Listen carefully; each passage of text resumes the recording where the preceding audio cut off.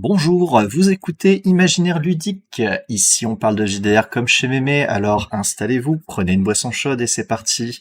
Pour ce podcast, je suis accompagné de Manon. Bonjour Manon. Bonjour à tous. Et de Théo. Bonjour tout le monde. Théo qui nous fera l'insigne honneur de gérer la partie technique, Comme d'habitude. mais qui interviendra également. Comment vous allez? Ça va et toi? Oui, ça va. J'ai 2 cafés dans le sang. Je commence à sentir mon cœur qui bat. C'est peut-être à la fois l'effet de la boisson, mais ça peut être aussi tout simplement l'excitation, parce que j'ai très hâte de vous parler de ce pourquoi on est là. Alors, de quoi on va parler aujourd'hui, justement? Eh bien, on va parler d'un article que j'ai découvert sur le site PTG-PTB, pour Places to Go, People to Be, un site internet français sur le jeu de rôle qui propose des articles, comment je vais dire ça, théoriques. Je ne sais pas s'il y a des articles de création, mais en tout cas, il y a beaucoup d'articles qui ont été traduits, et il y en a un qui m'a interpellé, qui est un article à l'origine d'un certain John Bell, qu'il a publié sur son site The Retired Adventurer en 2021. Il a été traduit en français par Boulash, et on vous mettra le lien dans la description. C'est un article qui m'a vraiment beaucoup interpellé, puisque c'était une période où je m'intéressais beaucoup sur la liberté du joueur, du Ouais. PJ au sein de la partie. Et je me rendais compte qu'il y avait un gap entre ce que l'on estimait être finalement l'idéal dans une partie de jeu de rôle et concrètement comment est-ce que ça se réalisait sur table, ou en tout cas comment est-ce que commercialement parlant une aventure mettait ça en place. J'ai découvert cet article qui s'appelle Les 6 cultures dans le jeu de rôle, et quand je l'ai lu, je me suis dit mais Eureka. En fait c'est ça. Alors, pourquoi tu t'es dit Eureka? Qu'est-ce qu'il a de plus, cet article? Eh bien, la note d'intention de l'auteur, c'est d'aider les rôlistes à élargir leurs horizons ludiques, à penser leur façon de faire du jeu de rôle. Et dans son idée, l'idée, c'est de dire, voilà, le jeu de rôle, c'est difficile à définir. C'est difficile à définir. Il y a autant de manières que de rôlistes de faire du jeu de rôle. Et lui, il propose de catégoriser, de créer des catégories de pensée pour mieux comprendre sa pratique, pour mieux la conscientiser et faire en sorte de mieux amener l'expérience que l'on souhaite réellement faire vivre aux joueurs. Cette idée, eh bien, j'aimerais la diffuser avec vous, j'aimerais permettre justement aux MJ de mieux comprendre leur travail, de mieux préparer leur PJ au rôle qu'ils auront, aux libertés possibles, puisque il y a un lien justement avec cette liberté du joueur, et de proposer des exemples. Là où l'article est très historique, c'est-à-dire qu'il va revenir beaucoup sur la parenté, sur l'historicité d'une culture de jeu, nous, on voudrait vraiment partir de cet article-là, qui reste la propriété du site PTG-PTB, pour partir vers quelque chose de beaucoup plus, comment je vais dire ça, à la fois théorique, mais en même temps pratique. Donc, vous parlez d'astuces, et surtout de montrer que cette diversité de culture de jeu, quelque part, ça montre à quel point notre médium est riche, notre hobby est riche, notre passion est riche, et il s'agit parfois d'un jeu, il s'agit parfois d'une manière de raconter une histoire, et parfois ça peut être encore d'autres choses, et toutes ces façons de faire ne sont pas antinomiques les unes des autres, mais au contraire, à partir du moment où on a conscience de tout ça, et à partir du moment où on sait ce qu'on veut faire, eh bien, on peut mieux cadrer notre expérience, mieux comprendre comment faire, je sais pas moi, si je veux raconter une histoire, eh bien, me référer aux cultures de jeu, c'est une façon aussi de me dire, ok d'accord, donc pour raconter une histoire, on va plutôt proposer telle ou telle chose. Si j'ai envie de proposer un défi, je vais plutôt faire autre chose. Mais là, on en reviendra en détail quand on parlera vraiment des 6 cultures. Ok. Alors, t'as parlé de culture de jeu. Pour commencer, est-ce que tu peux nous expliquer qu'est-ce que c'est, une culture de jeu? Alors la culture de jeu, la définition, elle vient pas forcément de moi, elle va venir du coup de l'article. Je vais tout simplement citer John Bell, traduit par Boulage. Donc, une culture de jeu est un ensemble de normes, objectifs, valeurs, tabous, etc., de considérations et de techniques partagées par un groupe de personnes suffisamment grand pour que ses membres ne soient pas tous en contact direct les uns avec les autres, appelons cela une communauté. Ces cultures de jeu sont transmises par une variété de médias allant des manuels et des aventures aux individus qui s'enseignent les uns les autres, en passant par les articles de magazines et les émissions de streaming en ligne. Donc si je tente de redéfinir un petit peu avec mes propres Ouais. mots, on va dire qu'une culture, c'est un ensemble de normes et de pratiques, de savoir-être et de savoir-faire qui sont partagées par des tables qui ne sont pas en contact direct les unes avec les autres. Mais il y a des invariants, des choses qui sont reprises et qui sont valorisées comme étant la bonne façon de jouer sur certaines tables, ou au contraire, comment je vais dire ça, ou au contraire, on va le bannir sur d'autres tables. Et ces manières de faire, elles ne sont pas l'invention d'individus purs, mais sont une agglomération à la fois de pratiques, d'expériences, mais aussi de ce qui est véhiculé par les jeux. On parlait beaucoup de philosophie de jeu, mais les jeux n'échappent pas justement à la transmission d'une certaine manière de jouer, ce qu'on va du coup appeler culture, Oui. et qui font partie intrinsèquement de leur identité. Mais là-dessus, je vais quand même mettre les limites aussi de l'article, puisque John Bell lui-même propose des limites et des avertissements. Déjà, John Bell, il analyse le monde anglo-saxon. Son article est anglais. Nous, ici, on va plutôt parler du monde français. Je ne connais pas très bien le monde anglophone. Donc ça, déjà, c'est l'honnêteté intellectuelle qui m'oblige à vous le dire. Et ensuite, l'impossibilité d'objectiver cette constatation. C'est-à-dire que John Bell estime qu'il y a 6 cultures de jeu. Il pourrait y en avoir d'autres, il le dit. Il pourrait y en avoir d'autres. Mais il n'a pas de manière scientifique de l'objectiver. Maintenant, ce qu'on va vous dire, en tout cas, moi, ça a fait écho à de l'expérience de jeu, à des parties que j'ai vécues. Donc, même si objectivement parlant, je ne peux pas dire que telle ou telle culture existe réellement intrinsèquement en soi, je me rends compte à la lecture de jeux de rôle et par mes expériences passées sur des tables que, bah non, si, il y a vraiment quelque chose, ça résonne, c'est pertinent. Comme outil d'analyse, en tout cas, c'est pertinent. Et ensuite, on parlait de philosophie de jeu, mais je reviens aussi sur un avertissement de John Bell, toujours, qui explique que il ne faut pas avoir la volonté de classer des jeux dans des cultures particulières. Principalement parce que déjà, ces cultures sont des catégorisations de l'esprit, et qu'ensuite, tout jeu, même s'il a une philosophie intrinsèque, peut être joué selon des modalités de culture différentes. Et que, comment je vais dire ça? On admet qu'un jeu n'est pas cloisonné dans une culture, mais on admet aussi que ce dernier a une philosophie qui incite une certaine culture. C'est là où il faut... j'espère qu'on va pas perdre les gens qui nous écoutent, mais il faut vraiment faire la distinction entre l'idéal, ce qui est écrit, et comment est-ce qu'on va s'approprier le jeu pour le jouer. Et aussi, là c'est pas moi qui l'ajoute, mais c'est un constat quand on lit l'article, les cultures ne sont pas cloisonnées, elles se mélangent volontiers, et au sein d'une même table, vous avez pas des MJ qui vous disent « Ah bah moi je ne fais que telle culture de jeu, moi je ne fais que telle culture ». Ça existe probablement, mais bien souvent, déjà on n'en a pas conscience, et ensuite on fait tous notre petite tambouille, notre petit marpé, on va prendre des idées à droite à gauche, en se disant que c'est ma manière de fonctionner, c'est ma manière de faire. On pourrait presque parler un peu comme les langues, quoi. On a presque un idiolecte. Alors, l'idiolecte, c'est l'idée que le dialecte, la langue, elle est aussi propre à un individu en plus. Il y a plusieurs facettes dans un langage, et il y a le langage individuel.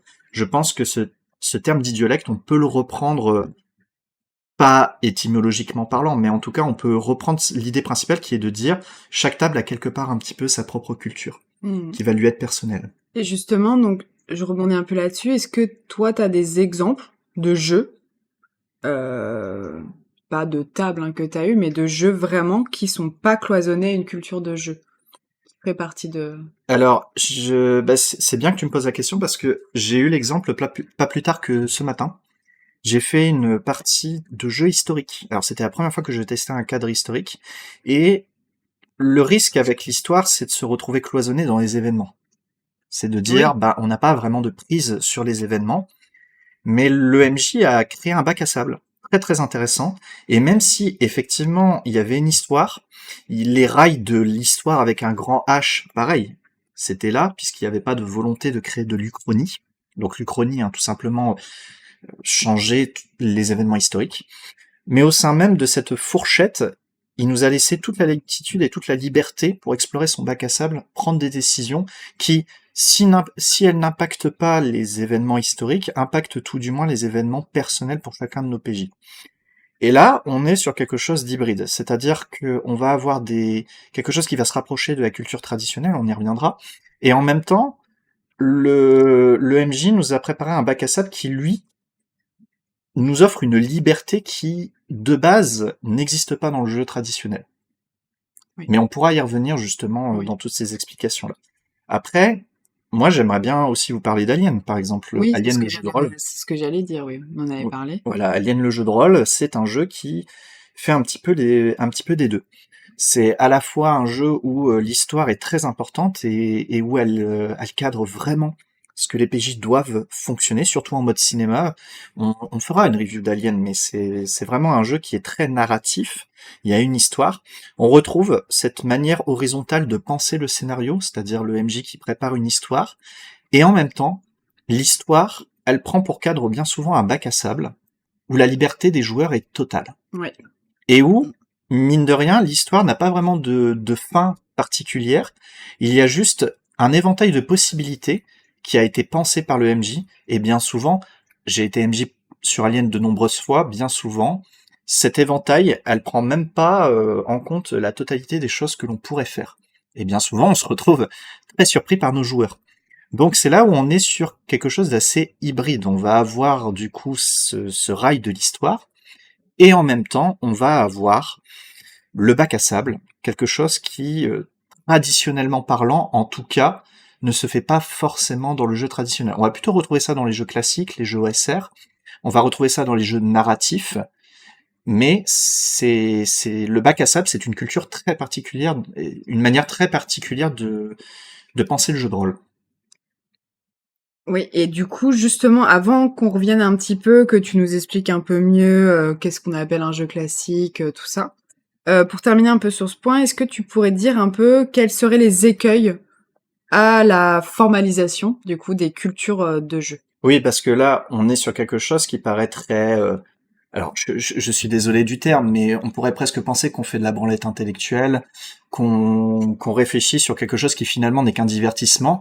Bon, il n'en est rien. Je pense sincèrement que le jeu de rôle, c'est à la fois un jeu, un divertissement, soit, mais c'est aussi, ça peut devenir un média, ça peut devenir un médium. On peut véhiculer des expériences. Et penser ces expériences, penser la manière de les véhiculer, bah, mine de rien, c'est conscientiser sa pratique, et conscientiser sa pratique, ça permet d'augmenter aussi le potentiel ludique. Comprendre ce que l'on fait, c'est le meilleur moyen de comprendre comment s'amuser. Donc, c'est pour ça que là, on démarre vraiment très théorique, mais l'idée, c'est pas de rester dans l'esprit de l'article d'origine, qui lui est plutôt historique et très factuel. Là, j'aimerais vraiment vous proposer des manières d'amener la théorie à la pratique, c'est-à-dire d'amener à une forme de matérialisation de tout ce qu'on va dire. Maintenant, les écueils, on en a déjà parlé, mais il faut pas tomber dans l'excès de se dire, bon bah tel jeu c'est telle culture de jeu, je ne peux faire que ça avec ça. Oui. Ce qui n'est pas vrai. L'autre, c'est de dire, ah bah il n'existe que 6 cultures de jeu. C'est pas vrai. John Bell le dit très bien, on sait pas combien de cultures exactement il y en a, lui il en formalise 6. Personnellement, je suis assez d'accord avec sa catégorisation, mais je ne suis pas à l'abri, ni John Bell, ni moi, ne sommes à l'abri de ne pas voir des cultures qui existent parce que elles sont peut-être pas partagées assez ouvertement, ou parce que elles ont des codes qui les rapprochent fortement d'une culture de jeu, mais qui en même temps se distinguent, et nous on voit pas forcément la distinction. Donc c'est pour ça, il faut pas voir ce qu'on va dire comme une injonction, mais plutôt comme de la matière à penser. Et cette matière à penser, elle doit avoir réellement un impact dans la manière dont vous allez jouer et dont vous allez préparer le jeu. Donc, Alors, moi, du coup, ça m'amène une question. Du coup, tout à l'heure, t'évoquais le fait que certains jeux dans lesquels, enfin, qu'on pourrait classer dans une culture de jeu en particulier, pouvaient totalement être joués avec d'autres modalités, d'autres cultures de jeu, et que du coup, ça permettait quand même une certaine flexibilité, tout ça. Est-ce que, pour être pas trop dans le factuel et donner un peu des exemples plus concrets, par exemple un D&D, par exemple, ça pourrait être joué avec d'autres modalités, alors, comment tu verrais la chose? ben, Là, pour le coup, c'est même pas moi qui vais donner l'exemple, c'est les actual play qui vont nous apporter la Mm. réponse à cette question. Et après, je vous propose justement, que l'on parle de ces fameuses cultures, parce que on tease, et il vaut mieux rentrer dans le vif du sujet pour que nos auditeurs comprennent. Il faut, pour répondre à ta question, D&D, c'est un jeu qu'on va qualifier de classique. Et par exemple, la manière dont il est joué dans les actual play, c'est plutôt traditionnel. C'est-à-dire que D&D, c'est un jeu à défi. C'est un jeu tactique, c'est un jeu de stratégie. L'histoire est là pour offrir un cadre, mais dans l'immédiat, c'est une volonté de puissance. Le jeu est entièrement pensé de toute façon comme ça. Vous montez de niveau, vous avez de meilleurs talents.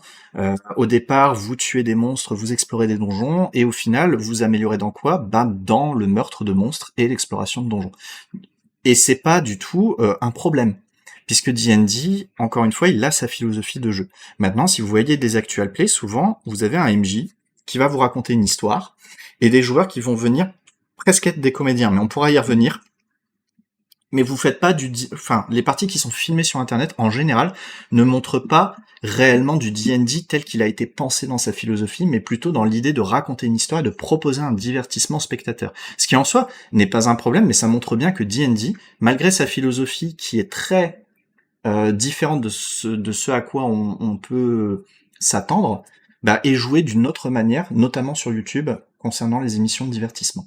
Ok. Mais là-dessus, je pourrais engager, du coup, quand je parle de jeu classique. Oui, qu'est-ce que c'est le jeu classique du coup? Eh bien, le jeu classique, c'est un petit peu la toute première forme de JDR telle qu'elle a été pensée à l'origine. Je vais reprendre la définition de l'article, parce que John Bell, toujours traduit par Boulash, je répète, mais merci Boulash d'ailleurs, si jamais tu nous entends. Je ne sais pas qui tu es, mais en tout cas, tu as fait vraiment du très bon boulot. La définition de la culture classique, c'est qu'elle est orientée autour du développement progressif et interdépendant de la puissance des PJ et des défis auxquels ils sont confrontés, les règles étant là pour aider à les maintenir en proportion approximative l'un par rapport à l'autre et à arbitrer équitablement les interactions des deux. Si je devais citer des exemples, il y a D&D, mais Pathfinder l'est aussi. En gros, et pour faire simple, c'est un jeu basé sur les défis. Le but en mode classique n'est pas de raconter une histoire, même si c'est bien quand on le fait, mais plutôt de faire face à des épreuves et des menaces dont l'ampleur et la puissance augmentent avec le niveau des PJ de façon fluide. Là, encore une fois, je cite l'article, mais ça parle de lui-même. On est dans un jeu où le principal intérêt n'est pas de raconter une histoire. L'histoire, elle sert de cadre, elle sert presque d'excuse pour créer un ensemble de parcours aux joueurs qu'ils vont devoir résoudre avec leurs capacités. Et ce parcours, il a la spécificité d'être adapté au niveau des PJ. Mathématiquement parlant, on essaie de construire quelque chose qui soit à la fois difficile et en même temps adapté aux stats des PJ. Du coup, concrètement, ça donne quoi sur la table, cette culture de jeu classique? Voilà, donc ça c'était la façon théorique de penser. Maintenant, comment est-ce qu'on applique? Là, par contre, je ne cite plus l'article, c'est la manière dont moi je vois les choses, c'est qu'avec cette idée, moderniser le MJ, c'est un architecte. Il conçoit des défis, adaptés mathématiquement au PJ, selon ses goûts et la manière dont il veut mettre à l'épreuve ces derniers. Donc, on quitte totalement l'idée d'un MJ qui va écrire un scénario et une histoire, il va peut-être penser le cadre, il va peut-être se faire plaisir aussi de ce côté-là, mais il est avant tout un architecte qui va concevoir la partie comme une façon de mettre à l'épreuve ces PJ.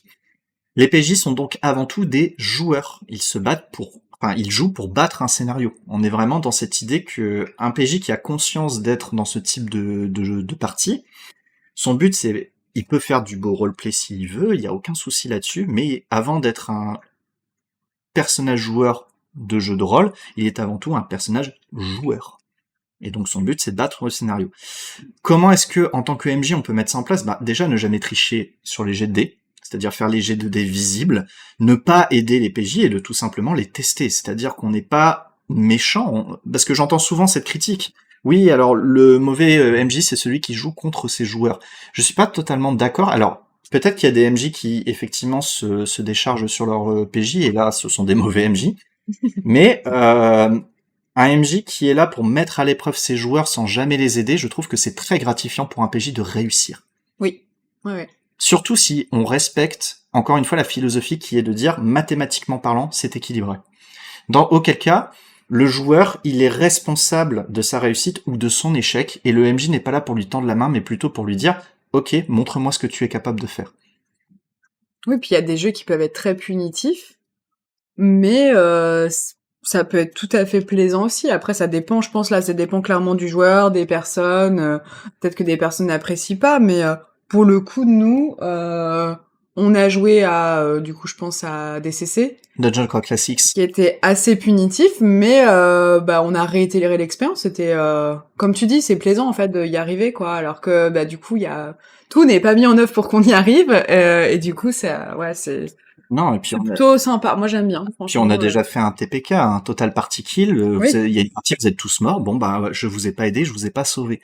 Alors après, Dungeon Crawl Classics, c'est un peu compliqué parce qu'il fait partie d'une autre culture de jeu Oui. qu'on appellera l'OSR et on va y revenir. Oui, du coup. Mais oui. pour terminer sur le jeu classique, on va dire que les ennemis, en cohérence avec la narration, ils doivent être joués réellement contre les joueurs. C'est-à-dire que vous, en tant que MJ, quel plaisir vous pouvez retirer d'un jeu classique? Eh bien, premièrement, de fonder de construire vos propres chemins de défis à proposer au PJ, la manière de les mettre à l'épreuve, et aussi de jouer les adversaires. Parce que en soi, il ne vous reste plus grand-chose si jamais vous retirez ça au MJ. Donc le plaisir, il vient de là. Et il faut accepter, ne pas avoir peur de l'échec du groupe, il fait partie du jeu. Et il faut aussi accepter pour le MJ d'accueillir cette petite part de sadisme ludique qu'on a tous un peu au fond de nous. Et pour les joueurs, d'accepter cette part de masochisme ludique. C'est dur, on est mis au défi, mais qu'est-ce qu'on aime ça. Et pour le MJ, c'est génial, je fais du mal à mes PJ, mais toujours dans le but de les voir réussir. À partir du moment où le MJ il est fan de ces personnages joueurs, eh bien un TPK, un Total Party Kill, ça fait de la peine. Mais c'est le jeu, ma pauvre Lucette. Oui, voilà, et c'est comme ça qu'en tout cas la culture classique se met en place. Et quand je dis que c'était la culture du tout premier jeu de rôle, prenez un jeu comme Original D&D, donc la toute première version. D&D, c'est un jeu qui provient du wargame, historiquement. Donc, on n'était pas sur l'idée d'une histoire avec un scénario bien établi, mais on était plutôt sur l'idée de contrôler non pas une armée, mais un personnage, et de réussir des défis qui sont proposés face à des adversaires. Dans le wargame, on est plutôt sur de l'affrontement entre deux armées. Donc historiquement parlant, en plus, il y a un lien. Qu'est-ce que je pourrais dire de plus? Que pour les PJ, il faut tout simplement valoriser le goût de l'effort et la satisfaction de parvenir par ses propres moyens. C'est ça qui fait partie des objectifs recherchés pour un PJ dans un jeu classique. Et là-dessus, je sais pas pourquoi, mais me vient tout de suite la question de la rejouabilité. Parce que le jeu classique, c'est un peu particulier, l'histoire n'est pas première. Donc, j'entends souvent dire que le JDR va toujours de l'avant. Et j'ai envie de poser cette question. Au nom de quel principe? De l'histoire. Bien, dans le jeu classique, l'histoire, elle est pas primordiale, justement. Et j'ai même envie de dire, le jeu vidéo, même narratif, permet justement une rejouabilité. Quand on aime un film, on le revoit volontiers. Quand on aime un jeu, on y rejoue volontiers. Alors, pourquoi pas dans le JDR? Totalement. Pourquoi pas dans le JDR? C'est juste une convention tacite, pas une règle. Le jeu de rôle peut revenir en arrière, se rejouer. A fortiori, dans le style classique. Un donjon difficile qui s'est terminé par un TPK, qu'est-ce qui vous empêche de recréer des personnages et de le retenter avec votre expérience précédente pour mieux jouer la partie? Et finalement, c'est ce que les livres dont vous êtes le héros proposent également. Exactement ce que j'allais dire. Moi, des livres-jeux, ça m'est arrivé de les refaire 3 fois. Ouais. 3 fois. Bon, il y en a un, c'est que ça s'était arrêté assez rapidement. Mon personnage nous a quittés un peu trop rapidement, mais ça m'est arrivé parce que, il y a des choix différents. Donc je vois pas le souci. Comme tu disais pour les jeux, même les jeux de société, on le voit. Regarde, nous tous, on a un peu des jeux favoris auxquels on joue. On peut y rejouer inlassablement, quoi. Jouer un Caverna, on en a fait des parties et on éprouve toujours le même plaisir, quoi. Oui, et pourtant, ça n'offre pas la même liberté. Ça n'offre pas la même liberté. Et puis, par exemple, j'adore Dark Crystal. Je le dis, je le répète, j'adore Dark Crystal. Moi aussi. Voilà. J'ai dû le voir au moins 3-4 fois, le film. je prends toujours plaisir à le revoir. Donc je ne vois pas pourquoi on reprendrait pas plaisir à faire des donjons classiques, à faire Oui. des aventures qui nous a vraiment plu, et au contraire explorer d'autres choses qu'on Bah n'avait pas oui. explorées à ce moment-là. Et si c'est le MJ qui a pas envie de remasteriser, pourquoi ne Ouais. pas changer de place? Un PJ devient MJ et Ouais. justement fait jouer. Et sur la question de la rejouabilité du scénario, parce qu'elle va de pair, je pense, avec le jeu classique, il y a une intervention sur Oliste TV, deux en réalité, qui m'ont vraiment fait changer d'avis à ce propos. C'est une personne, alors je ne sais plus qui, et je ne sais plus dans quelle vidéo de Rollist TV, mais qui parlait du fait que quand ils étaient petits, ils n'avaient pas du tout compris qu'un scénario, ça se jouait qu'une fois. Et donc ils rejouaient inlassablement le même scénario, dans le but de faire la meilleure partie possible, ce qui pourrait Mmh. s'apparenter à du speedrun dans les jeux vidéo, par exemple. Donc, voilà, je pense que le jeu classique, il y a quelque chose qui aujourd'hui n'est plus du tout majoritaire dans le monde du jeu de rôle, mais qui mériterait à être réexploré, et a- bien évidemment l'OSR l'a fait, c'est pour ça qu'on va pouvoir enchaîner avec l'OSR. Mais je terminerai par ça. Vous voulez appliquer une manière très classique de mener un scénario en tant que MJ. Moi j'ai une table de 4-5 mascarades, et le premier scénario, ça demande de sauver un chaton. La manière traditionnelle, c'est tout simplement, ils vont d'indice en indice, et ils finiront par sauver le chaton. Il n'y a pas vraiment d'enjeu. Vous voulez mettre des enjeux classiques où les joueurs sont vraiment des joueurs et ils doivent battre le scénario, vous pouvez jouer le temps. Moi j'ai allumé une bougie au centre de la table et j'ai dit, quand la bougie s'éteint, ou si elle s'éteint, de quelconque manière que ce soit, le chaton, il est mort. Et c'était très bien. Ça ajoutait vraiment un peu de piment au jeu, c'était vraiment, mais moi j'ai une question qui me vient, après il faudra qu'on passe à l'OSR quand même, mais concernant la rejouabilité, est-ce que tu parles que des jeux classiques? Parce que j'aurais juste une légère, sinon, je sais pas comment dire, mais réserve en fait, si on parle pas que des jeux classiques. Le, Euh, disons que le jeu classique, c'est ce qui pose vraiment la question de la rejouabilité. mm, Maintenant, j'imagine fortement que la rejouabilité, elle peut s'affranchir du carcan classique.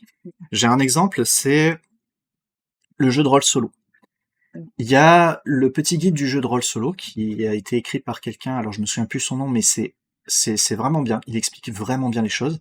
Et l'une des techniques, des manières qu'il aborde, c'est la question du scénario dans un jeu de rôle solo. En général, dans un jeu de rôle solo, on n'a pas vraiment de scénario puisque l'histoire est un front qui avance avec nos questions fermées, nos questions ouvertes, ou le système de journaling s'il y en a un. Et pourtant, dans le petit guide du jeu de rôle solo, il propose l'idée quasi schizophrène de préparer un scénario et de le jouer par la suite. oui. Donc là, quelque part, il y a aussi une forme de rejouabilité puisque en tant que MJ qui solo, enfin en tant que joueur solo, vous allez préparer votre partie et votre scénario, vous connaissez toutes les ficelles. Et là, tout d'un coup, vous jouez un personnage et vous devez rejouer ce scénario-là, mais cette fois non pas dans la peau de quelqu'un qui prépare, mais dans la peau de quelqu'un qui joue. Oui, dans ça, je suis d'accord avec toi. En fait, le petit doute que j'avais, c'était, en fait, je suis vraiment partie, je pensais à Alien. Oui. Et je me disais que, tu vois, Alien, je pense moi, je pourrais pas rejouer les scénarios qu'on a fait, la campagne qu'on a fait, parce que dans Alien, il y a aussi les objectifs personnels de chaque personnage.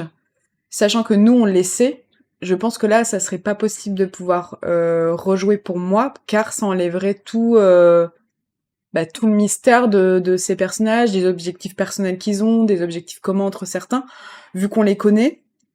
Voilà, je pense que voilà, ça, c'était l'exemple que j'avais, que moi, personnellement, ça, je pourrais pas rejouer. Mais Mais d'autres, bien sûr que oui, par Mais contre. un très bon contre-exemple, hein, du coup. Mm, Effectivement, mm. la rejouabilité, la question se pose, mais c'est pas forcément quelque chose que l'on peut faire avec tout. Et Voilà, effectivement, c'est important de le préciser. Tu parlais de Dungeon Crawl Classics. Oui, donc l'OSR, oui, c'est ça. L'OSR, c'est du jeu classique, mais avec une grosse différence. Et là, je vais citer tout simplement l'article encore une fois, hein, mais l'OSR s'inspire du style de jeu basé sur les défis et le combine avec un intérêt pour l'agentivité des PJ, en particulier sous la forme de prise de décision.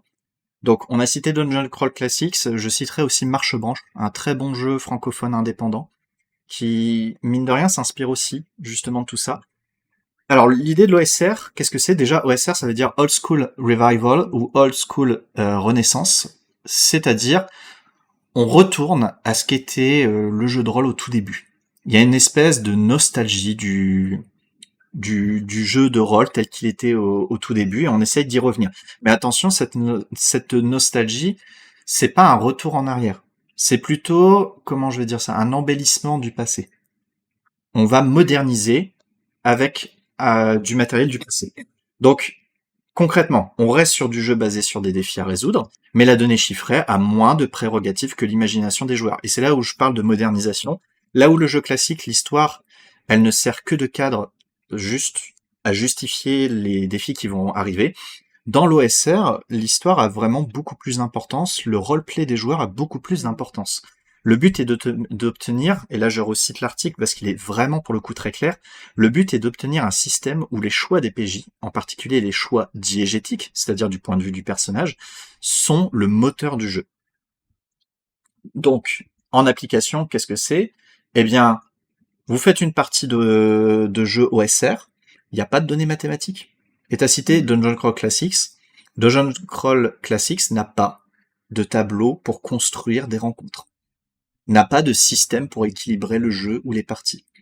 T'aurais un exemple, par exemple, un peu très concret, par exemple, je sais pas, d'une action qui se ferait dans D&D et la même action mais dans DCC. Je sais pas comment, Alors, je sais pas si on va comprendre ce que je veux dire, mais je comprends parfaitement ce que tu me dis et on pourra y revenir. Mais l'exemple concret que je donnerais, c'est AMJ, MJ de D&D. Vous préparez un monstre. Vous regardez son niveau de menace par rapport au groupe de PJ. Et vous allez adapter le nombre de monstres et ses capacités à vos PJ pour qu'ils ne soient ni trop forts, ni trop faibles par rapport à eux. C'est un peu comme ça qu'on perçoit la chose dans un jeu classique. Dans l'OSR, eh bien, j'ai presque envie de dire, balèque l'équilibre. Vous allez créer un monstre, vous allez lui donner des capacités, vous allez créer un système qui sera totalement peut-être déséquilibré par rapport à vos PJ, mais par contre, vous allez donner plusieurs façons de s'en débarrasser. Et là, ensuite, c'est complètement ce qu'on va appeler dans le jeu vidéo du player skill. Vos joueurs doivent s'en sortir par eux-mêmes et par les choix qu'ils font dans la narration plutôt que par une donnée chiffrée. C'est vraiment ça la grande différence entre le jeu classique et l'OSR. D&D, c'est très mathématique, c'est très formalisé. DCC, c'est l'inverse. Si vous regardez le chapitre création de rencontres et création de monstres, on s'attarde plus sur l'aspect et l'ambiance générale du monstre que sur ses statistiques à lui. Parce que c'est pas important. D'accord. Et d'ailleurs, là-dessus, c'est une remarque que fait justement John Bell, mais il dit qu'il est nécessaire de distinguer le style de jeu basé sur les défis de difficulté croissante de la culture classique et celui des défis beaucoup plus variables de l'OSR. L'OSR ne se soucie guère de l'équité dans un contexte de l'équilibre du jeu. Alors, là, on est vraiment très théorique. Maintenant, dans la pratique, comment ça se Et puis surtout, du coup, dans tout ça là, dans tout ça, dans ces deux modes, ces deux cultures de jeu, qu'est-ce qu'il en est du coup de la liberté des joueurs? Alors, quelle est la place et pour la liberté du joueur dans ces cultures de jeu là? Alors là, pour le coup, on est vraiment sur des cultures qu'on pourrait qualifier de ludiques. Le jeu avant tout. C'est le jeu qui est le plus important. Donc, je dirais que la liberté, elle est variable selon le type de cadre dans lequel vos PJ évoluent.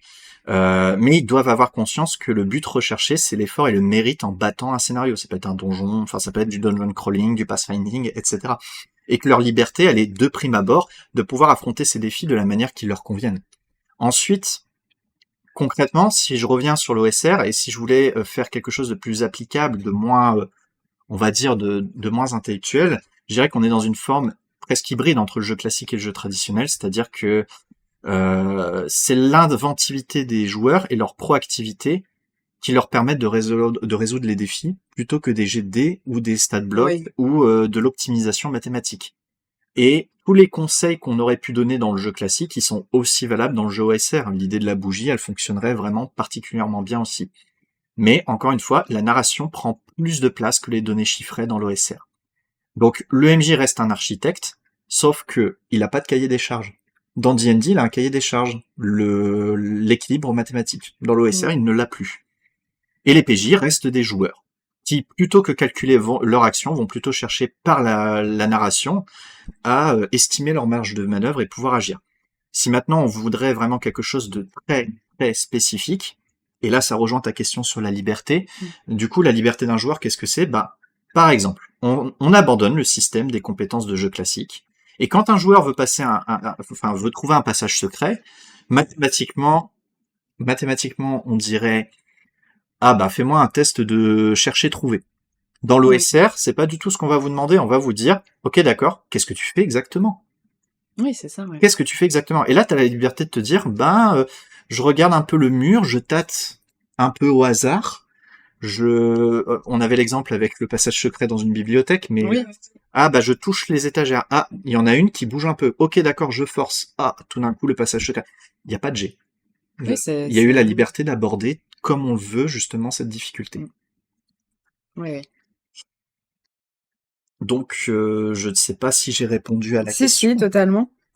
Alors, le prochain point que j'aurais voulu qu'on aborde, est-ce que tu peux nous expliquer qu'est-ce que c'est le Nordic LARP?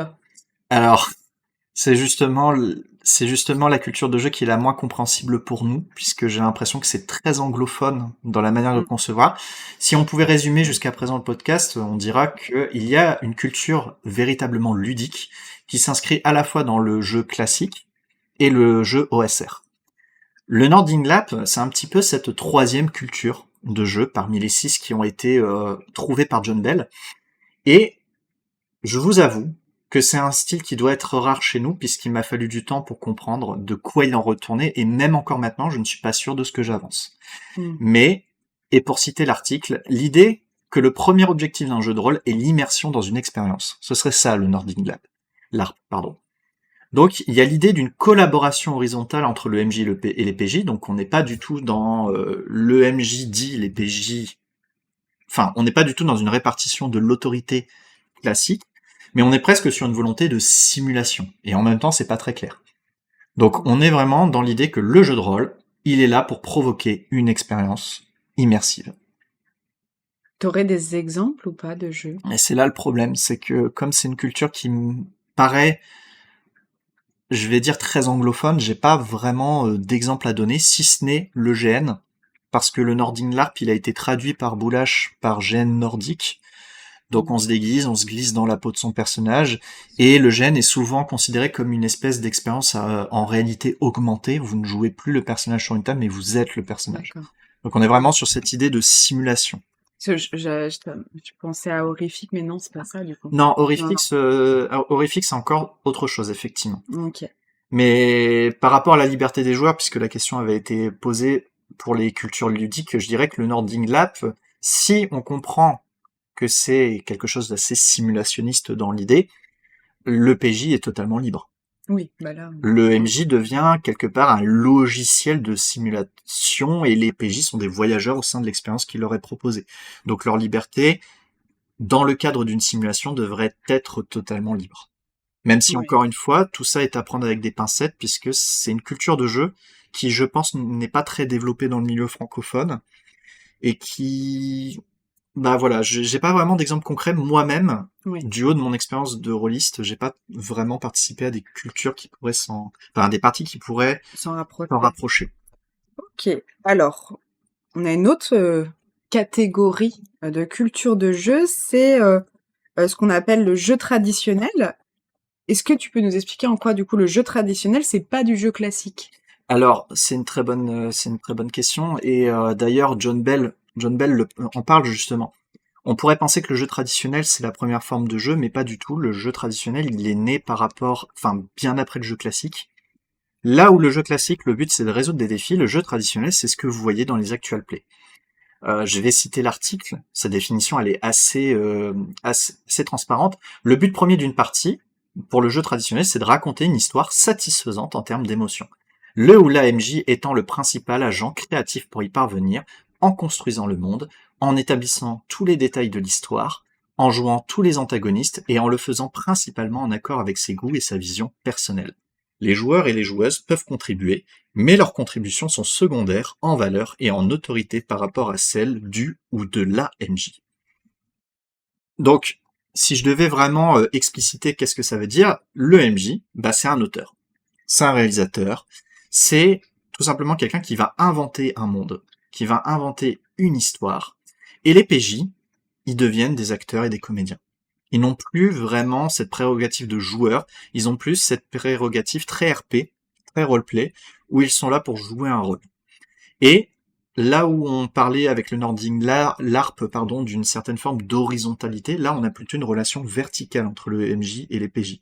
Le MJ a toute l'autorité nécessaire, et l'autorité des PJ, elle, est réduite vraiment à son minimum.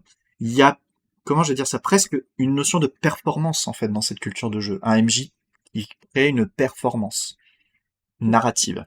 D'accord, donc dans ce schéma-là, dans cette représentation-là, au vu de ce que tu viens d'expliquer, comment on peut penser les rapports entre MJ et PJ dans ce type de culture de jeu, quoi? Alors pour le coup, Gary Gygax, l'inventeur de D&D, disait souvent que les dés ne servent qu'à faire du bruit derrière l'écran. Alors je crois que c'est lui qui disait ça. Alors, on me corrigera, de toute façon nos auditeurs me corrigeront si jamais c'est pas le cas. Mais on est vraiment là-dessus, c'est-à-dire que l'idée c'est d'abandonner totalement le système de jeu. Le système, dans un jeu traditionnel, n'est pas important. Vous pouvez totalement tordre les règles et le système comme vous voulez, à partir du moment où ils servent la volonté du MJ. Les dés, encore une fois, ne servent qu'à faire du bruit derrière l'écran, sous-entendu, bah, vous jetez les dés, mais si le résultat vous convient pas, vous n'êtes pas obligé de suivre, en fait, justement, ce résultat. Maintenant, je dirais que si on assumait un peu plus ce côté traditionnel, puisque souvent, c'est un petit peu ce qui est mis en avant, et en même temps, c'est la culture de jeu qui, alors, la plus pratiquée, mais en même temps, ces adeptes ont le moins conscience possible de ce qu'ils font. D'accord, c'est la plus majoritaire? C'est la majoritaire, la plupart des gens jouent en traditionnel, mais ne se rendent pas compte qu'ils jouent justement de cette façon. Et là, je dirais, bah, si les dés posent problème, on a juste à arrêter de les jeter. Si l'issue d'une action devrait être quelque chose que le MJ veut, c'est à l'issue que je veux, pourquoi faire jeter les dés au joueur si c'est pour au final lui dire, enfin, concrètement mettre en place ce qu'on a pensé en premier lieu. Oui, faire ça, c'est un peu, C'est ça. c'est frustrant pour le. Alors oui, c'est là le gros souci, on pourra y revenir, mais dans le jeu traditionnel, seule l'histoire compte. Et concrètement, les PJ, c'est là où je disais que c'est important de conscientiser sa pratique, c'est qu'on est parfois dans une forme d'illusionnisme. C'est-à-dire que le MJ va dérouler une histoire, les personnages joueurs vont se dire « Ouah, c'était trop bien comme histoire et tout », mais quelque part, ils n'ont pas vraiment eu le contrôle des événements, puisque les événements sont déjà écrits d'avance. Donc il y a moins de liberté pour les PJ, là. Bah, concrètement, oui. Alors après, la critique qu'on va probablement me donner dans les commentaires, c'est de me dire « Ah, mais non, pas du tout. Au contraire, on fait briller les personnages joueurs. Le but, c'est de faire briller les personnages joueurs. » Alors, en soi, je suis totalement d'accord. Et on verra justement qu'il y a des cultures de jeu qui permettent de le faire beaucoup plus facilement que la culture traditionnelle. En soi, la culture traditionnelle, elle est pas mauvaise, hein, parce que, et je recite l'article, mais la culture tradie valorise les JDR qui produisent des expériences comparables à d'autres médias, comme les films, les romans, la télévision, les mythes, etc. Et ces valeurs encouragent souvent l'adaptation de techniques issues de ces médias. Donc, le jeu traditionnel, les PJ deviennent des acteurs et des comédiens, et le MJ devient quelqu'un qui va créer une histoire. Et c'est pas forcément un mal. C'est juste que en avoir conscience, ça permet au PJ de mieux se mettre justement dans cette peau de comédien et d'acteur plutôt que de joueur. Puisque visiblement, dans le jeu traditionnel, on joue pas vraiment. Par contre, on raconte une histoire, on participe à une histoire qui, le MJ, en tout cas, va chercher à créer quelque chose d'émotionnel pour les autres, pour les PJ. Le MJ, c'est presque un conteur, en fait, quelque part. T'as des exemples, pareil, pour, du coup, les jeux traditionnels? Alors, moi, il y en a un qui me vient tout de suite à l'esprit, c'est la légende des 5 anneaux. Parce que on est dans un jeu où, concrètement, les personnages vont être construits par ce que la société attend d'eux, et ce que eux, en tant qu'êtres humains, vivent. Mais, alors on peut très bien jouer à la légende des 5 anneaux en bac à sable, comme vous voulez, mais c'est quand même plus intéressant de jouer en jeu traditionnel, la légende des 5 anneaux. Pourquoi ?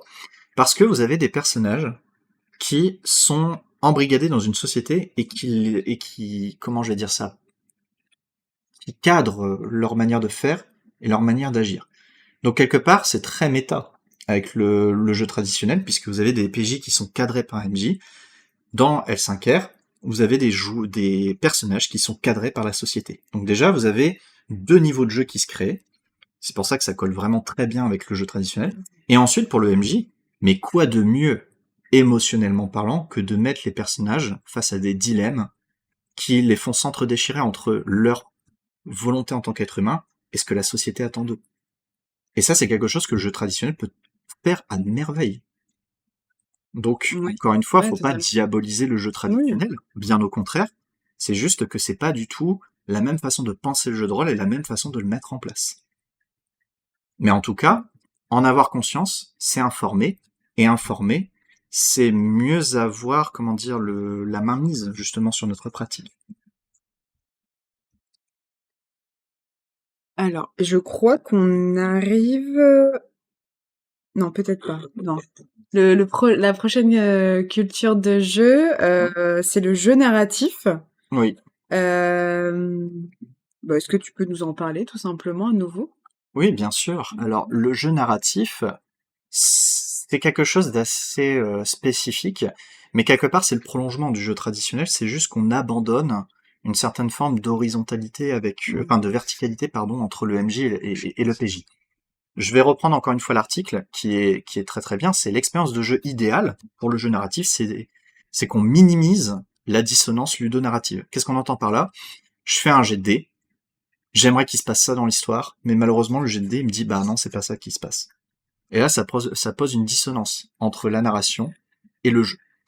Donc pour les jeux narratifs, un bon jeu de rôle a une forte consonance entre les désirs des personnes qui y jouent, en soi tout simplement ce que veulent les PJ, les règles, et la dynamique de l'interaction entre justement la narration et les règles. Sous-entendu, les PJ veulent faire quelque chose, la mécanique sous-tend ce qu'ils ont envie de faire.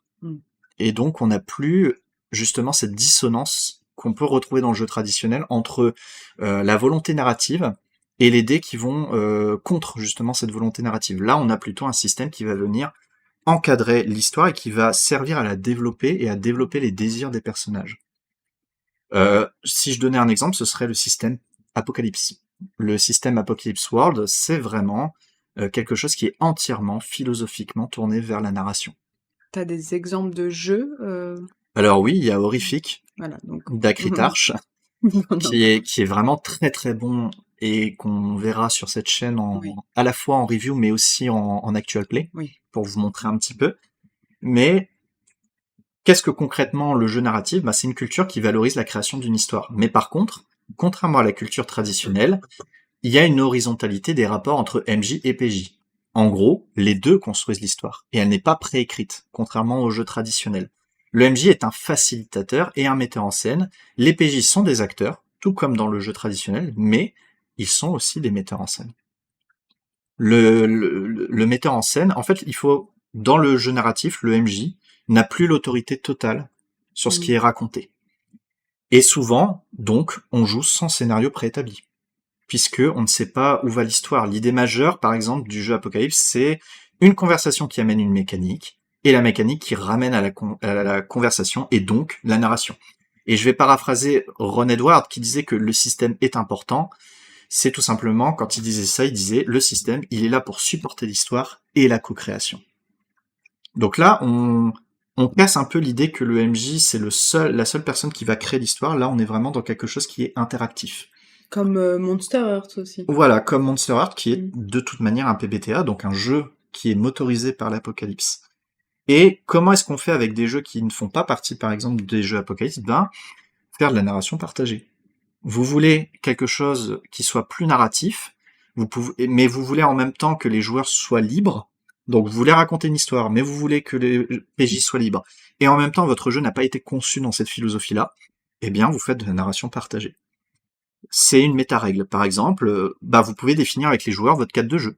Et vous pouvez leur demander ce qu'ils ont envie d'explorer. Vous pouvez leur demander de raconter parfois des moments précis. Vous lâchez la bride sur la narration.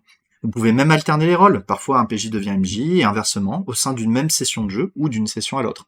Et là, même si votre jeu il n'est pas pensé pour être un jeu narratif, eh bien, vous êtes en train de créer cette relation horizontale que l'on a dans un jeu narratif. Je vais prendre un exemple, hein, mais on commence horrifique. La première question que je vais vous poser, c'est bah, vous êtes qui par rapport à telle personne? Ah bah je suis ça, je suis ci, ok d'accord.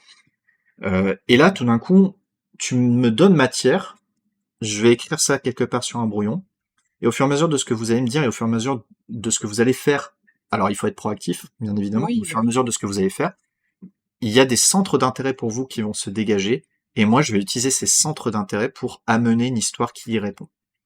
puis on peut même choisir, voilà, l'époque, le lieu, il y a des exemples donnés évidemment, par le jeu, hein, sur lesquels on peut s'appuyer, mais je pense qu'on pourrait totalement, heu, partir sur autre chose, que ça marcherait. Comme Monster Hearts. Mhm. Monster Hearts aussi, hein, il y a des villes, si je me trompe pas, c'est des Oui, villes, des villes prêtes à jouer, on voilà, peut des aussi villes, la pas des créer hein, pays, ensemble. mais on peut aussi totalement, décider, et évidemment ça emmène quelque chose de différent dans le jeu, donc il y a une certaine, liberté qui est très sympa et du coup, moi ça m'amène pardon à me demander, est-ce que du coup, on peut dire que le jeu narratif est mieux que le jeu traditionnel ou non, on n'est pas là-dedans non plus, mais qu'est-ce que tu en penses? Alors, non, le jeu narratif n'est pas meilleur que le jeu traditionnel, parce que le jeu traditionnel, il donne l'opportunité au MJ de créer. Il redonne ce pouvoir de création. Enfin, quand on joue à un jeu de rôle, souvent on aime les histoires, hein, on va pas se mentir. Oui. Et la plupart du temps, est-ce que vous avez les moyens réellement de raconter ce que vous avez envie de raconter? Bah pas forcément. Faire un film, ça coûte cher. Faire une bande dessinée, faut savoir dessiner, faut trouver un éditeur. Faire un livre, c'est pareil. Le jeu de rôle, il y a quelque chose presque de la culture de l'oral, c'est-à-dire on va raconter ses histoires à soi. Et le jeu traditionnel, il permet quelque chose de très personnel. Alors que le jeu narratif, lui, va plutôt proposer une expérience qui en gros lie les individus dans une espèce de co-création. Et parfois, on a juste envie de raconter notre histoire à nous. Qu'est-ce qu'on a envie de raconter? Qu'est-ce qu'on a envie de créer individuellement? Le jeu traditionnel le permet. Un jeu narratif, ça va être quelque chose de beaucoup plus collectif. Donc c'est pas mieux, c'est une expérience qui est différente. Mais encore une fois, si vous expliquez à vos PJ ce que vous voulez faire et quel rôle vous attendez d'eux, est-ce que ce sont des joueurs? Est-ce que ce sont des acteurs? Est-ce que ce sont des personnes proactives? Est-ce que vous voulez leur proposer une immersion? À partir du moment où vous savez ce que vous voulez, eux, ils seront dans les meilleures dispositions possibles pour aborder votre jeu et y prendre du plaisir, parce qu'ils seront déjà dans le bon schéma de pensée. J'en profite pour faire une petite intervention. Nous sommes en ce moment sur 2 campagnes, dont Insectopia, qui selon moi est un jeu traditionnel, Oui, totalement. et qui me permet de créer mes scénarios. Voilà. Totalement. Et c'est pas un mal. C'est pas un mal. J'entends beaucoup de personnes fustiger le jeu traditionnel parfois en disant en fait la liberté des joueurs c'est un grand débat et on pourrait même en refaire un podcast entier. Mais ah oui oui c'est vrai que en plus vous vouliez évoquer la prochaine vidéo. On en parlera plus tard. Non, vas-y, je te laisse le micro. Bon, ce sera peut-être pas la prochaine, mais en tout cas, Bah, c'est à venir. Peut-être pas la prochaine, mais il est prévu de faire une présentation du jeu Insectopia, et ensuite, en stream, de faire un actual play, en une seule fois ou plusieurs selon l'avancée des joueurs, d'Insectopia, justement sur un scénario que j'aurais créé. voilà, donc là Théo il se met par exemple dans la peau d'un réalisateur ou d'un metteur en scène, et nous, on va se glisser dans la peau d'acteurs, de comédiens, et on va vivre aussi en tant que spectateur cette histoire, et c'est pas un mal, parce qu'il a été honnête et parce qu'il nous l'a dit, nous, on est dans les meilleures dispositions possibles pour aborder l'expérience qu'il nous propose. Exactement. Alors, là, c'est la dernière culture de jeu, si je ne me trompe pas? Ah oui, Oui, effectivement. c'en est une, hein, c'est pas, Oui, ouais, c'est vraiment une alors culture oui, de oui, c'est jeu. vraiment une culture de jeu à part entière. Alors, je vais quand même parler de la liberté aussi dans le jeu Ah oui, oui, narratif, hein, vas-y, oui. mais concrètement, c'est un des types de culture les plus permissifs, Oui. et la part d'improvisation, elle est assez importante. Les PJ, ils sont proactifs, et au centre de l'histoire. MJ et PJ sont surpris par les événements puisque rien n'est écrit à l'avance. C'est l'idée de jouer pour voir ce qui va se passer. Très cher au PBTA. Si on pouvait résumer pour nos auditeurs, hein, on dirait que du coup, ludiquement parlant, on a la culture classique et OSR. Au niveau de la simulation, on pourrait presque parler de Nordic l'art, du coup, avec le peu de compréhension qu'on en a. Et au niveau narratif, Tout simplement le jeu traditionnel, le jeu narratif et la dernière culture Le dont on va parler, néo-traditionnel. voilà, le néo-traditionnel. Alors, je vais reprendre l'article, hein, parce que, encore une fois, l'article est très précis. L'idée, c'est toujours de raconter une histoire, mais on retire l'autorité du MJ en tant que créateur de l'histoire. Et on élève les joueurs en tant que contributeurs et créateurs également. Donc le ou la MJ devient quelqu'un qui sélectionne des éléments dont il pense qu'ils pourront intéresser les autres participants et un facilitateur. Et là, pour le coup, tout jeu peut être peut être joué selon une optique néo-traditionnelle. Il n'y a pas vraiment de jeu spécifique. C'est vraiment quelque chose, tout jeu peut le devenir. Alors, franchement, raconter comme ça, la question qui va vous venir tout de suite, c'est quoi la différence avec un jeu narratif? Oui, c'est ça. Est-ce que c'est un compromis entre le jeu tradi et le jeu narratif? C'est ça que je me demandais, moi. C'est ça, oui, effectivement. Le néo-traditionnel, c'est vraiment un compromis et un compromis qui s'ignore puisque je ne suis pas sûr je ne suis pas sûr que les personnes qui en font ont réellement pensé la chose de cette façon.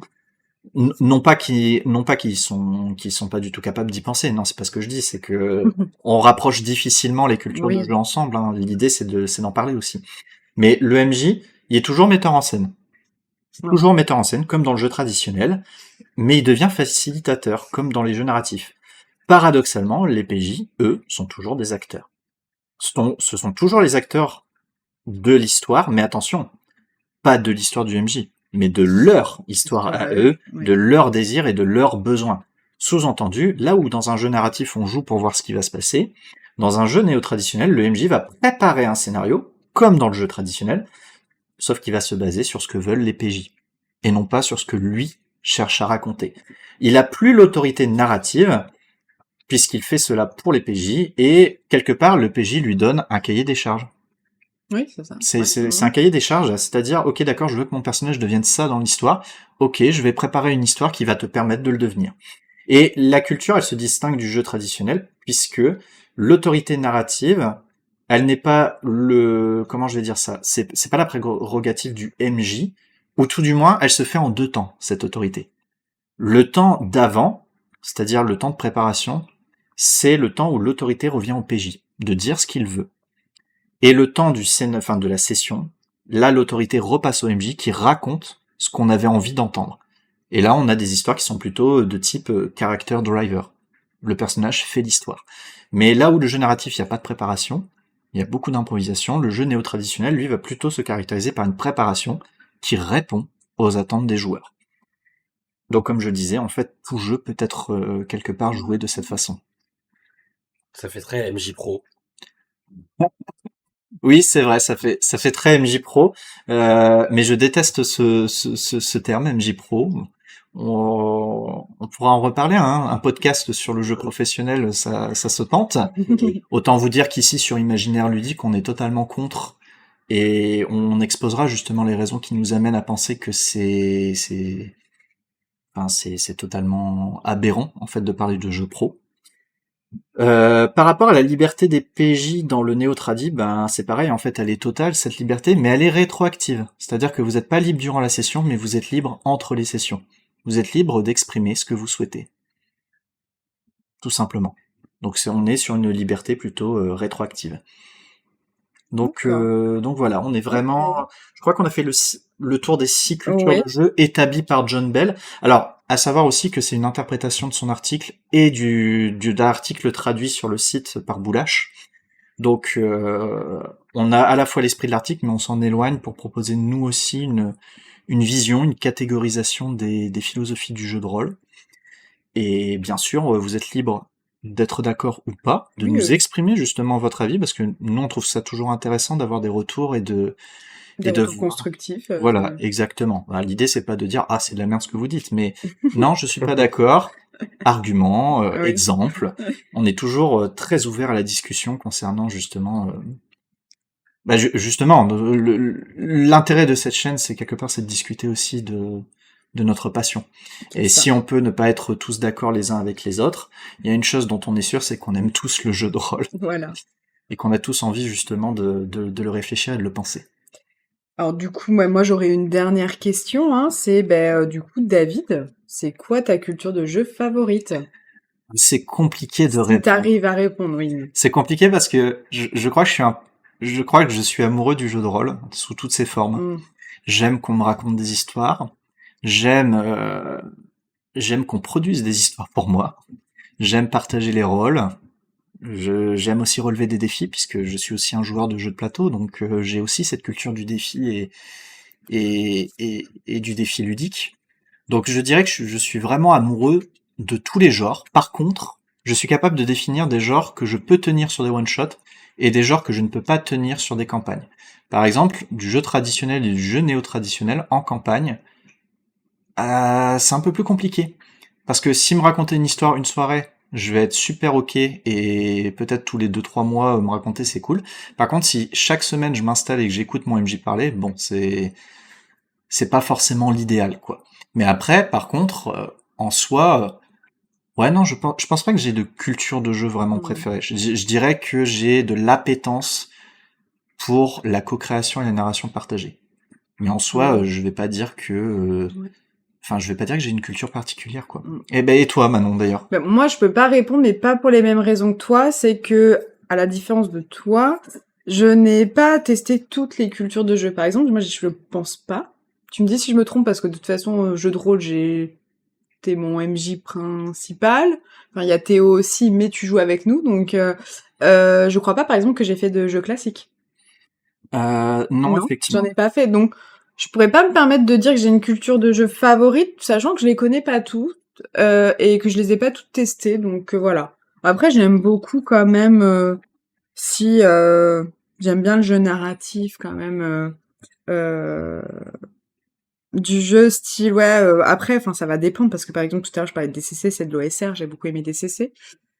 J'adore Monster Hearts et Horrific, qui sont pas du tout dans la même culture de jeu, donc voilà. Mais je pense que je peux pas répondre, sachant que j'ai pas encore tout testé. Peut-être que je pourrais répondre, Un ou jour. alors je répondrais comme toi, que j'aime un peu tout. Voilà. Mais Chronique oubliée fantasy, c'est pas du classique? Non, Ah, on est plutôt sur du tradi. Ok. Sur du ah oui, tradi, bah oui, parce que, ou du néo-tradi, parce que, alors, j'avais oublié. Chronique oubliée, c'est de l'OGL, c'est-à-dire que ça se base sur Donjons et Dragons, donc c'est du classique, en fait, dans sa manière d'être construit. Enfin, le système sur lequel se base Chronique oubliée, c'est un système qui, à la base, vient du monde classique. Maintenant, ça reste quand même du jeu tradi parce que tout est facilité pour faire des personnages des héros. Hmm. Et pour raconter leurs exploits. Je dirais même que Chronique oubliée, ça peut être à la fois un jeu traditionnel, mais aussi un jeu néo-traditionnel. C'est-à-dire, on donne aux PJ ce qu'ils veulent. Et en même temps, il y a toujours cette petite part de classique qui revient avec les défis, avec les combats. Encore une fois, comme je le disais, il faut se garder, enfin, comme je le disais, comme John Bell le dit, il faut se garder de penser qu'un jeu a été entièrement conçu dans une culture bien particulière. Là, on parle de catégories de l'esprit qui nous aident à réfléchir notre pratique C'est ça. et à penser nos expériences de jeu. Mais c'est pas cloisonné. On est sur des choses qui sont assez poreuses. Alien, par exemple, c'est difficile de le classer uniquement dans une Oui, culture particulière. Et c'est beau. Moi, je trouve ça beau d'avoir une telle richesse et une telle profusion je dans suis les assez systèmes d'accord. de jeu. On entend souvent dire, enfin, je pense en Amérique où l'OGL est vraiment hégémonique parce que on considère qu'un consommateur, attention, hein, qu'un consommateur ne veut pas sortir de ses habitudes de jeu. Donc on propose le système 5e édition à toutes les sauces pour permettre à des gens de découvrir plein de trucs, mais pour ne pas les obliger à penser, enfin, à apprendre d'autres systèmes. Alors ça a ses avantages, vous êtes en terrain connu, vous connaissez bien, et en même temps, bah, l'expérience de jeu reste foncièrement la même. Parce que le système n'a pas été conçu pour produire autre chose que des jeux basés sur la tactique, les défis, même s'il y a des, parce que moi je suis un très grand fan de Pathfinder et D&D, donc pour le Mm. coup c'est pas du tout, je fais pas du tout le procès de ces jeux-là, Oui. mais intrinsèquement, on va pas se mentir, c'est pas des jeux qui ont été pensés pour soutenir la narration. C'est des jeux qui ont été pensés pour soutenir le combat, l'effort, la tactique et la stratégie. Et vous pouvez rajouter toutes les méta-règles que vous voulez dessus pour essayer de narrativiser votre jeu et vous y arriverez. Il n'empêche qu'intrinsèquement parlant, D&D n'émule pas des histoires. D&D émule des défis. Et c'est comme ça qu'il a été pensé à la base. Après, il y a quand même des jeux qui sont plus tournés sur des cultures en particulier. Si tu regardes par exemple les sites d'Apocalypse, c'est principalement narratif. Quand Insectopia, par exemple, c'est quasiment que du tradi. Oui, oui, totalement. Bah, je mets au défi quiconque de penser que l'apocalypse peut être, enfin, qu'un système apocalypse peut être joué de manière classique au SR. Mmh. Impossible. Le système n'a pas du tout été conçu pour. Oui. C'est improbable. Il y a quasiment pas de bloc stat hein, Mmh, dans un mmh, jeu mmh. apocalypse. C'est pas du tout pensé tel quel et vous pouvez pas. Oui, clairement. Vous Non, pouvez pas, clairement. c'est pas conçu pour. Et donc tu as raison. Il y a des jeux, si ils ont été produits dans une culture de jeu, enfin dans une philosophie de jeu très déterminée, et tout tourne autour de cette idée. D'ailleurs, vu qu'on parle des jeux narratifs, on a joué à Pour la Reine sur cette chaîne. Oui, JDR narratif ou pas? totalement. Totalement, puisque la mécanique sert la création d'une histoire. En fait, la question derrière ma question, c'était plutôt JDR ou pas? Mais je crois qu'on y a déjà répondu, Oui, non? je Ouais. crois. On invite les auditeurs à aller voir du coup la review qu'on a fait sur Pour la Reine si jamais ça les intéresse. Même si c'est la vidéo qui a le moins bien fonctionné, mais j'imagine aussi que c'est un jeu niche parmi la niche, on va pas se Mmh. mentir. Donc voilà. Et toi, Théo? Alors, peut-être David pourra comprendre ce que je vais dire. Je trouve qu'on a toujours un attachement particulier pour le premier jeu qu'on masterise. Et étant donné que le premier jeu que j'ai masterisé, c'est Insectopia qui est traduit, j'aurais envie d'aimer cette culture de jeu. Même si, en tant que joueur, je pense que je saurais pas y répondre. Oui. Je suis parfaitement d'accord, hein. On est vraiment très attaché au premier jeu qu'on, enfin, j'ai un jeu qui prend la poussière sur mon étagère que j'ai depuis le lycée. Autant vous dire que ça commence à dater, hein, parce que ce soir je fête mes 30 ans. Mais c'est Numenera, qui est un jeu pour le coup, un mélange entre le tradi et le jeu classique. Et, euh, et je suis fortement attaché à Numenera et aux histoires que j'ai pu raconter, alors même que ben, le jeu traditionnel, je l'ai dit, mais en tant que joueur, je sais pas si je pourrais tenir 2 ans comme ça avec seulement du jeu tradi. Ouais. Donc encore une fois, c'est- je pense qu'effectivement il y a une certaine forme de schizophrénie entre ce qu'on souhaite en tant que MJ et ce qu'on souhaite en tant que PJ. Ouais, non, ça Parfois ça peut me pas être totalement mmh. concordant. Non, puis je pense que c'est bien de tester un peu tout. Ouais, je pense aussi. Franchement, c'est, Mais, en fait, enfin c'est bête, mais c'est en forgeant qu'on devient forgeron, mmh, c'est en lisant que l'on devient lecteur. On forge son goût à partir de ses lectures et de ses expériences. Donc, si vous êtes passionné de jeux de rôle, le meilleur moyen de forger son goût, c'est de jouer au plus de jeux possible, d'en lire le plus possible. Toujours avec cette volonté de d'éclairer notre pratique. Et une fois que vous avez forgé votre goût et que vous estimez que vous savez ce que vous voulez et ce que vous ne voulez pas, bah vous êtes plus à même de choisir sans perdre de temps. c'est ça. Et, et c'est pas un mal dans une société où le temps se réduit à peau de chagrin. Je reviens sur ce qu'on disait juste avant, mais je trouve qu'il y a un côté très plaisant en tant que joueur à battre un scénario, et il y a un côté très plaisant en tant que MJ à raconter son histoire. Ouais, Et du coup, forcément, quand on masterise ou quand on joue, je pense qu'il y a vraiment un décalage entre les cultures qu'on peut préférer. totalement. Totalement. Bah c'est ce qu'on disait hein, par rapport à la schizophrénie. Euh, Moi je rêve de jouer à Donjons et Dragons. Parce que moi, Mmh. je fais partie des gens qui font souvent MJ. Et les seules fois où j'ai testé Donjons et Dragons, c'est quelqu'un qui faisait du jeu tradi. Et pas du tout du jeu tel qu'il a été conçu. Et c'est dommage, parce que en lisant Donjons et Dragons, je me dis, mais moi aussi, je veux être un guerrier qui bat des pièges et qui joue tactique, et enfin, voilà, quoi. Et c'est vrai que, alors, c'était intéressant, hein, son histoire, elle était pas mauvaise du tout, mais voilà, c'est effectivement, il y a, en tant que PJ, on a des aspirations, en tant que MJ, on a d'autres aspirations, et parfois, elles sont pas du tout concordantes. Je me disais, mais cette histoire me dit quelque chose, mais je ne la remets pas. Je la remets maintenant. C'est peut-être un peu trop traduit.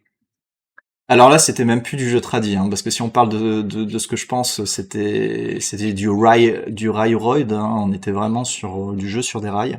Oui. Et là, pour le coup, je pense qu'on est au-delà du tradi, hein, on est au-delà du. Enfin, j'aurais regardé un film, ça m'aurait fait la même chose, quoi. Parce que Ouais. même au niveau interprétation, on n'avait pas tant de liberté que Mmh. ça, quoi. Ouais, on n'était pas dedans. Oui, du coup, je pense qu'on va pouvoir conclure, hein, Oui, on a fait bien le tour, j'ai l'impression quand je même. pense aussi, en espérant que ça n'a pas été trop long ou trop Oui. chiant pour nos auditeurs. N'hésitez pas du coup à laisser des commentaires, hein, on les regardera et puis, peut-être, voilà si, je sais pas s'il y a d'autres, sujets que vous aimeriez qu'on aborde sous sous forme de podcast. N'hésitez pas à le partager et on essaiera de voir ce qu'on peut faire. Totalement. Et puis sachez que ce premier podcast, il inaugure une émission qui sera régulière, hein, c'est JDR Théorie. On parlera d'autres choses parce que là, on vous a parlé des 6 cultures de jeu, mais j'aimerais aussi vous parler des postures justement de joueurs, des postures de MJ. Moi, j'aimerais parler de l'importance des joueurs. Oui, aussi. On parle beaucoup des MJ, de ce qu'ils créent, et on oublie trop souvent les joueurs, je trouve, et l'importance qu'ils peuvent avoir sur une partie. Bah, d'ailleurs, de toute façon, le joueur fait la partie. Exactement. Totalement. Et je cite une grande personne qui a dit ça sur la Fédération française du jeu de rôle récemment. Les joueurs font la partie. Et là, on pourra revenir sur la schizophrénie entre ce qu'on dit et ce qu'on fait. Mais concrètement, voilà, effectivement, on parle trop peu du personnage joueur. Oui. Parce que oui, cher MJ, c'est un petit peu comme la politique, hein, on peut pas en faire sans peuple. Totalement. On peut pas faire partie de jeu de rôle sans PJ. Et c'est bien étudié parce que j'ai commencé à lire un livre là-dessus qui parle aussi des non-joueurs, dans le sens où il y a beaucoup de gens qui ont testé le JDR et qui ont arrêté. Et je pense que leur voix est aussi importante à écouter, de pourquoi ils n'ont pas continué. Oui, Oui. totalement. Totalement, d'accord. C'est vrai qu'on... Parce que C'est une très bonne idée d'émission. ça pourrait être à cause du MJ, c'est l'idée principale qui nous viendrait, ça pourrait aussi être à cause des joueurs. Totalement. Et ça pourrait être aussi, du coup, et on rejoint notre émission, une culture de jeu. Ils ont peut-être pas testé toutes les cultures, et peut-être que la culture de jeu en soi qui avait été véhiculée, bah, ça leur plaisait pas. Oui, c'est Mais parce qu'ils se sont arrêtés à l'entrée du parc, et qu'ils n'ont pas visité toutes les aires de jeu, eh bien, parfois on a une idée un peu faussée de ce que peut être le jeu de rôle. Oui. Exactement. Et je pense que c'est une bonne façon de conclure notre podcast. Donc, on vous invite fortement à mettre un j'aime si vous aimez, à mettre un pouce rouge si vous détestez. Et ça n'existe plus. Boomer. Ah mon Dieu, je vieillis, mais en même temps j'ai 30 ans ce soir. Et surtout, alors, likez si vous aimez, suivez-nous si vous avez envie de nous suivre, et surtout commentez. Parce que on parle à 3 sur notre canapé, mais bon, on aimerait bien aussi que vous ayez voix au chapitre, quoi. Exactement. Bon, on vous souhaite une bonne fin de journée à tous et puis on vous dit à très bientôt. Eh bien, Une très bonne journée si vous écoutez le matin. Oui, aussi, c'est Oui. vrai. Nous, on enregistre le soir, mais si vous nous écoutez demain matin dans la voiture pour aller au travail, force à vous, vraiment. Oui, parce qu'on est dimanche. Voilà. En plus de... Et en plus, on est dimanche, donc force à vous. Allez, sur ce, on vous souhaite une bonne soirée ou une bonne journée, et puis ciao, ciao. À très vite. Des bisous.